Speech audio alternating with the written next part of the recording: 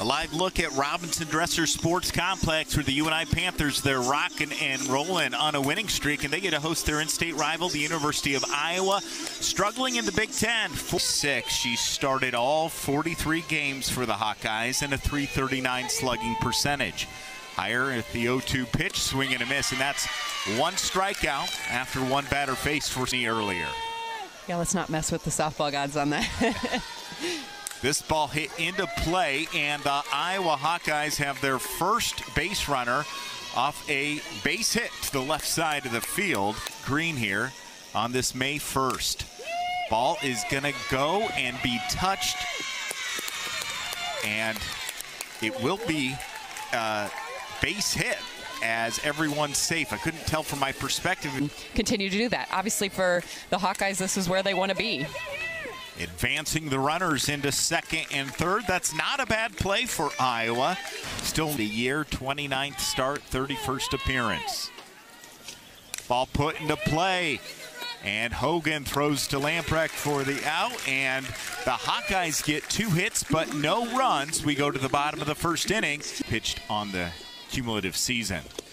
Ball will drop over the outstretched glove of the first baseman, and a leadoff base hit for Madison Parks. And guys, in one inning, where she almost like hit for the cycle in that inning. Big cut, big miss, and sitting her down with a good pitch is Jalen Adams. They definitely don't anticipate a bunt right here. Runner takes off, and a beautiful throw from the catcher. The tag right on the money, and the aggressiveness by Ryan Jacobs. Scooped up, a tough throw, and Iowa gives up a leadoff hit, but no damage is done after one inning of play. We head to the top of the second. Outstanding threats offensively for both teams. This ball put in play, gobbled up, the throw, Lappy to Lamprecht. And the leadoff batter is runners over into scoring position. It's always interesting, decisions made early in the game as opposed to the middle or end. Hogan had a decision to make. She let it drop in front of her. 3-1 pitch. Popped up. And it's a 1-2-3 inning for Samantha Heyer and the UNI Panthers. Back with more from Robinson Dresser Sports Complex and see everything. But it goes down as a strike, foul ball, and the next one is popped up. It'll be shallow outfield and running in easily, making the catch for the spring has sprung here in Cedar Falls, Iowa. Ball hit well to left field, drifting back at the fence, at the warning track, and hauling it in for the second out. Well, they have one more weekend series in the regular season at Valparaiso this weekend. This ball should be easily caught in center field, and it is. So a 1-2-3 inning for Iowa defense. Aaron Dow Johnson in the 5th year. This ball straightened out a little bit. Papello with a diving catch. What can't she do? Last year, a starting catcher as a freshman. Freebie right there. You might as well go for it, and obviously it comes up big for the Panthers. Speaking of freebie, that ball thrown right at the foot of Grace Baines, hitting .381 on the year. She has 17 walks. And there's another one. So a hit by pitch. Grass around the field. The parking lot is full. And fans from Iowa City, the Cedar Valley area, want to experience a great matchup, and a strikeout as Heyer battles back. Changed the eye level and then was able to sneak it by her. And this is Sammy Diaz at the plate. She's the cleanup hitter, and that ball's going to get through.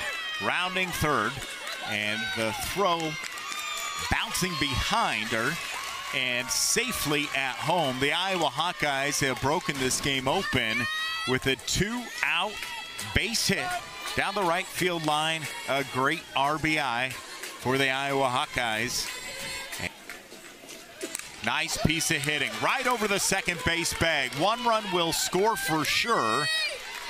Stop sign holding the runner at third, and back-to-back base hit RBIs. But you do see that a little bit more now. People picking some unique random numbers here and there. Number 95, Bowman. Drawing the walk. So now the bases are full of Hawkeyes. 2 strikes, 2 outs. And that one gets through. Iowa scores another run. Make it 2. And the Hawkeyes' third inning continues to explode offensively. Not a powerful hit, but it squirts through. And now Iowa gets a couple more runs. For pitchers, for pitching coaches, you'd rather have them hit the ball super hard against you. There is that third out, but not before a lot of damage has been done. We'll see if UNI can respond in the bottom of the third inning. She's only given up 1 hit to UNI offensively through 2 innings. And it's a 2-2 pitch coming. And it got Smithson swinging. A beautiful have just been lighting up the scoreboard. Yeah, and I mean, you're coming off a performance of, putting 19 runs up against Illinois State. Obviously, you can definitely go back to that. Then that's when you kind of take it out of her arsenal, and that's what somebody's going to have to do against her right now. This one hit way up into the clouds, finally comes down. No strikeout setting, but great pitching as it goes 1-2-3 for the Hawkeye. She has really shown all speeds, and that's what's really kept her in check with these Panther lineup. Nice play defensively by UNI as Sanders to Lamprecht 4 degrees on this beautiful May 1st day. Shallow outfield, and that's trouble. And in that Bermuda Triangle, and no one's covering second as 4 Panthers were there, and it's that kind of night for over the Big Ten Conference. Ball hit, and that's another base hit. Holding at third base, Iowa now with 6 hits and extra opportunities in lack of communication in free passes, and he's going to want to clean that up before conference tournament comes. There's the second out. Runner goes, what a throw. Cut it off, and the runner advances over to second base. Young now at second. The sacrifice fly for out number 2. But that is the 5th run off the sacrifice RBI. Just deep enough to center field where there really wasn't a play at the plate there. Just deep enough, and again, we talked to get cut to hold runners on the backside. Iowa still threatening with that runner at second base. Drifting back, it will be in foul territory, and it is caught by Lamprecht. Iowa gets another run. Right at second place in the conference. Ball hit to center field, and a fly ball out. It's 43 hits, 7 doubles, 16 home runs, 49 RBIs. And this one she'd love to have back, but a great pitch and pulling yellow numbers. Great diving stop to keep it in the infield, but there is a base hit. The first one UNI's had since the first inning. And a little ball popped up. Should be an easy play, and it is. UNI gets a hit, but no runs. Our score remains the same, 5-0. Iowa leading 5-0. They have 6 hits in this game. First pitch, first swing. Papillo calling off Sanders. 1 pitch. Not do anything too fancy. Going to make you put the ball in play and make her defense make plays. A stand-up double as the ball lands about a couple of inches. The broadcast in the first inning, it's going to be who gets those clutch hits, and they're coming up clutch right now. Out at first, out at third. No, they're going to say safe. She slid underneath the tags. Pitcher, and try and get a complete game out of her because she has shown no glimpses of any weaknesses. Meanwhile, pitching a ground out and able to get that third out there. Back with more as UNI's leadoff hitter here in the bottom of the fifth inning is Kylie Sanders. Draws a walk. That has not happened much in this game. Sanders, the junior out of Grandview, as well for UNI with Sammy Moss, Jamillo, There's back-to-back walks. What's happening here? This is very uncharacteristic. Hits a double, a triple, 4 home runs, 7 RBIs, and a .544 slugging percentage. She gives this ball a ride, but caught in center field. Ball quickly comes in and needs a big inning, and it just has the feeling like this might be it. Pitched low. And now 3 walks given up. But there's also just the different feel you have when you're playing at home. Yeah. You know how everything works. Ball you know where hit, everything and that is. Gets through. The Panthers are on the board. 3 walks and then a base hit. And UNI, still with 1 out, still has the bases loaded. And a good piece of hitting, able to get the ball through. Darren Lamprecht does it. Parks hitting .291. 20 RBIs on the year, and this is just a tough situation to watch for Iowa Hawkeye fans as the Panthers are slowly chipping, and she's just chomping at the bit to get some more RBIs.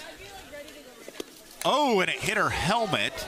She shakes it off, will grab her helmet, and that gets another run across. There are times that now softball is moving to that a little bit more of a, a middle reliever, a 1 inning, a 1 out type kid.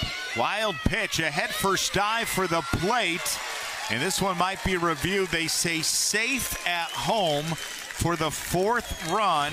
Diving in was Lamprecht. The catcher had no options but to just keep the ball in her glove and dive head first. We do have instant replay.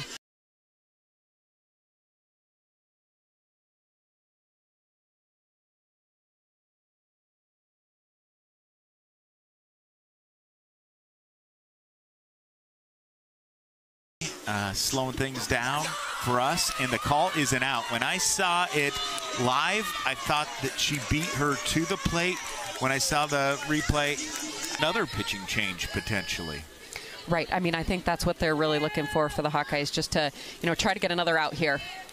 But a walk would have walked. There's no room for her on the base paths. And it gets through. They're saying, the infielder was saying obstruction potentially. I see the home plate umpire signaling out right here and the third base umpire signaling safe. So really questioning there. I think Coach Jake's going to have definitely a conversation with one of them. The umpires are talking. And then a review is asked. I'm looking right there. I think the shortstop is saying that the runner obstructed.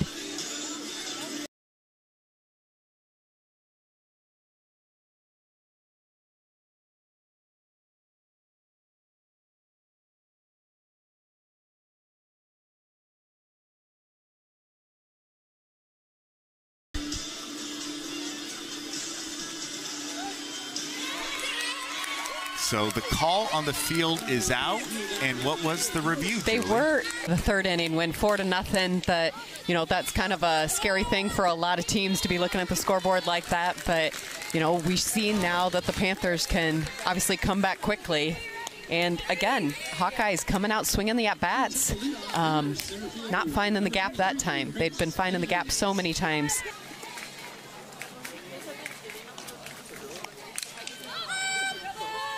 Taylor Hogan, the second baseman, drifting to her left, hauls it in. Both rosters from the state of Iowa. It's fun to see them face off here in D1 softball. Slow hopper. And a 1-2-3 inning. No base runners, no change in the score. Right here, is it gonna be, Smithson?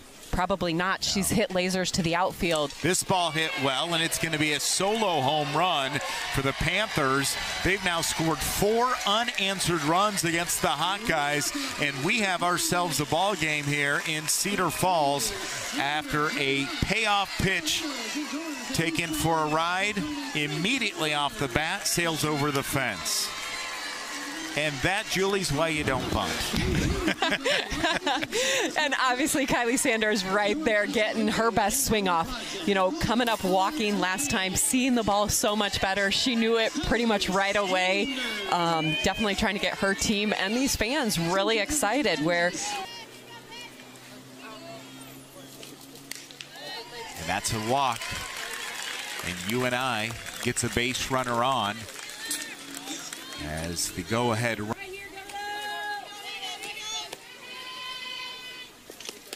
Smithson hits it to right field, drifting back at the track and making the grab. The second time in this game, the Hawkeyes have made a catch. It's those free passes that they've been given up. This ball will stay in, and another catch at the track.